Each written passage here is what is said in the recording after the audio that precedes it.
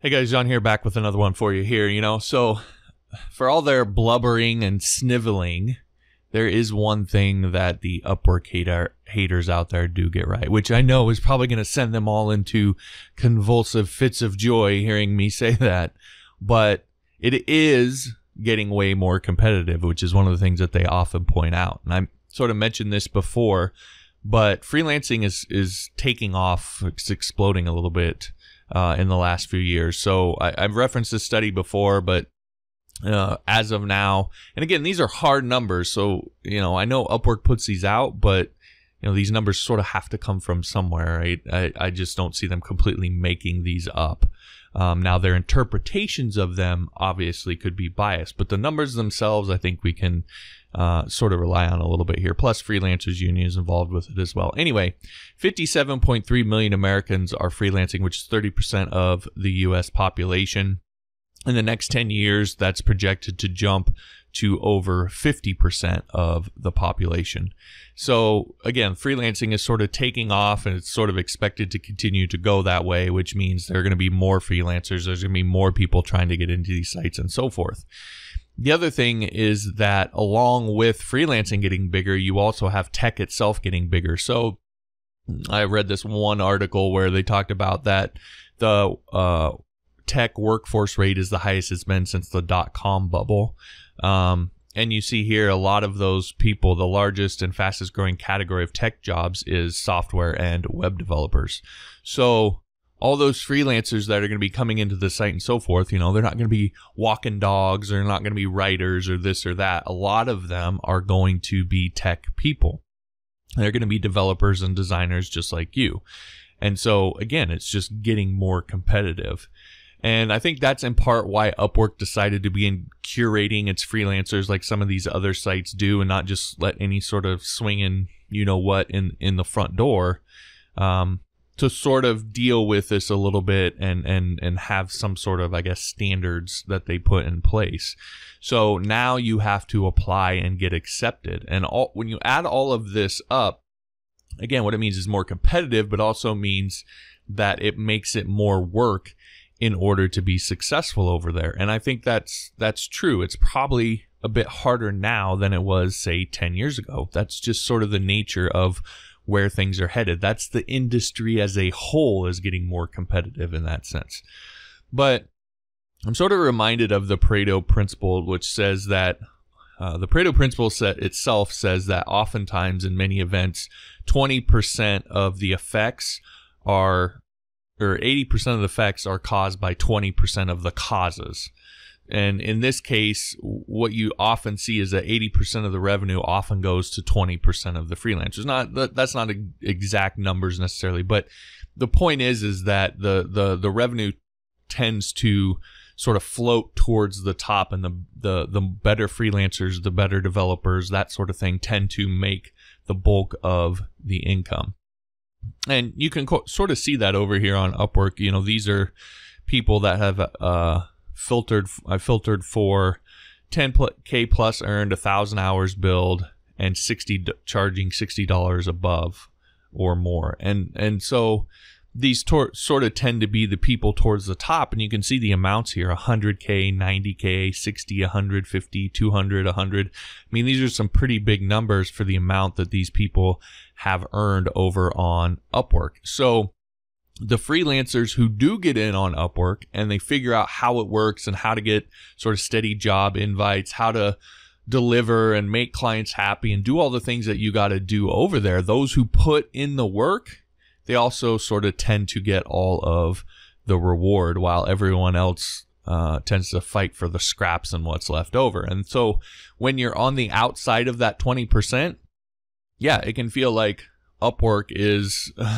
it's not really tilted in your favor. It's not helping you that much. You can start to say these things like it's a scam or it's a joke or it's this or that or the other, because you're sort of fighting for what's left over from that 20%. And you can take on a defeatist attitude or whine and complain and say, well, they should do this or they should do that or whatever.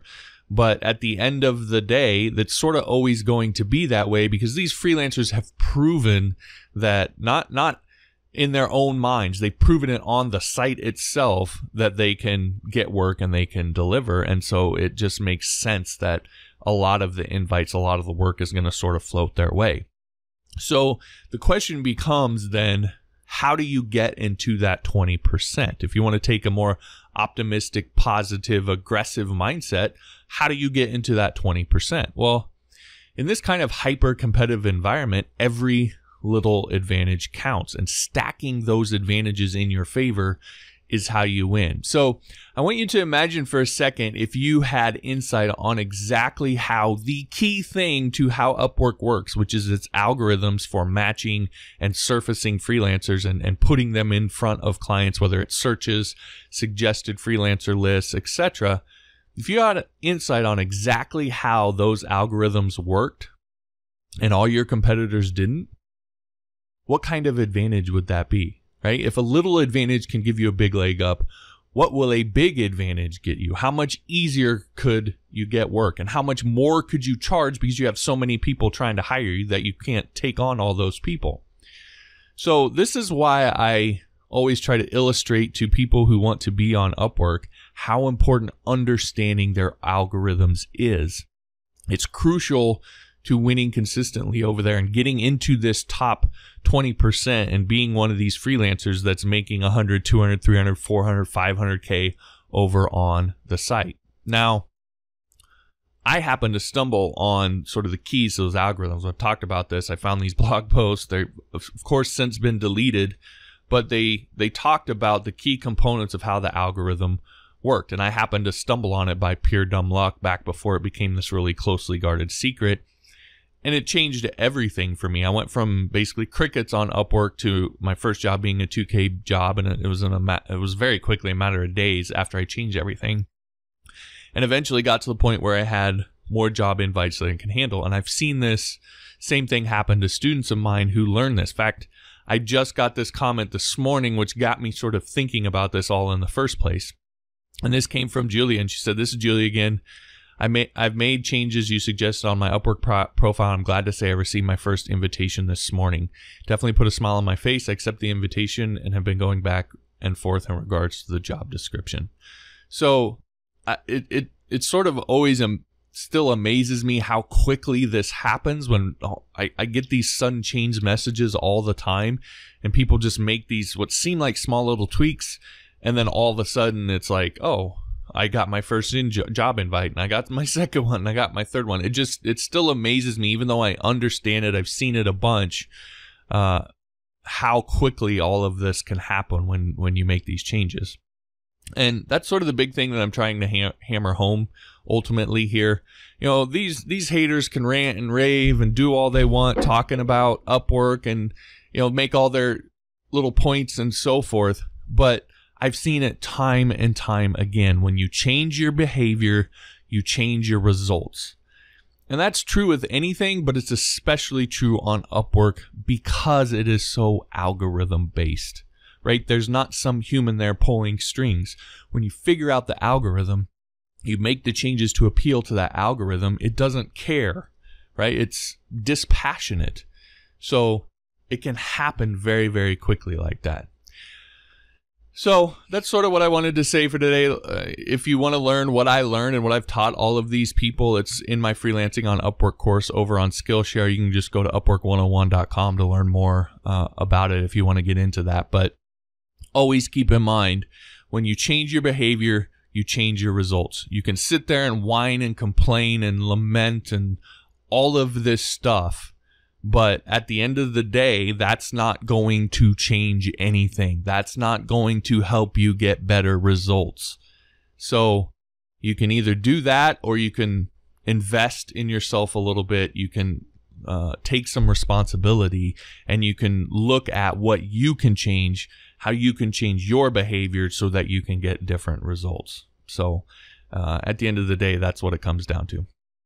Anyway, like I said, if you want to learn what I know about all this, again, upwork101.com for my Freelancing on Upwork course. All right, guys, that'll do it for today. Thanks for listening. We'll talk to you next time.